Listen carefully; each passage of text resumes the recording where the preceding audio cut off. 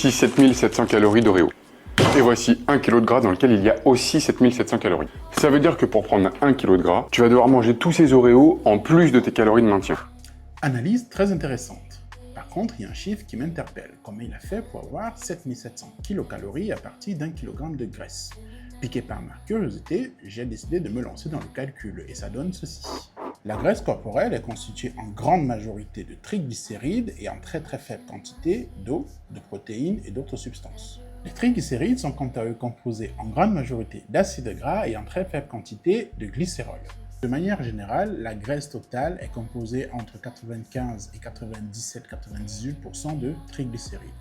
Maintenant, supposons que nous sommes à 97% de triglycérides, c'est-à-dire que dans 1 kg de graisse corporelle, on a 970 g de triglycérides.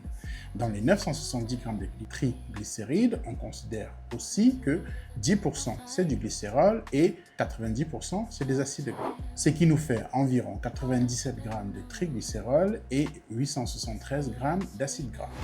1 g d'acide gras, c'est 9 kilocalories parce que c'est des lipides. 1 g de glycérol, c'est 4,3 kilocalories parce que ça peut s'apparenter au glucose. Parce que oui, le glycérol peut être transformé en glucose dans l'organisme. Ce qui nous fait un total calorique des triglycérides s'élevant à 8274,1 kilocalories. Sauf qu'il n'y a pas que les triglycérides dans la graisse totale. Je vous ai dit qu'on considérait que c'était 97%. Sauf qu'il reste 3% composés en majorité d'eau qui ne contient pas de calories, et un résidu de quelques protéines. Donc, on va considérer que c'est à peu près 10-15 kilocalories tout au plus. En conclusion, 1 kg de graisse corporelle correspondrait environ à 8280 ou 84 kilocalories. Résultat qui diffère du sien d'à peu près 500 kilocalories, ce qui est non négligeable.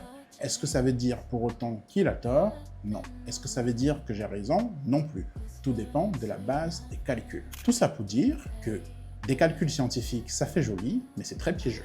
Cette vidéo ne remet cependant pas en cause les conclusions de son analyste qui sont très justes. Ciao.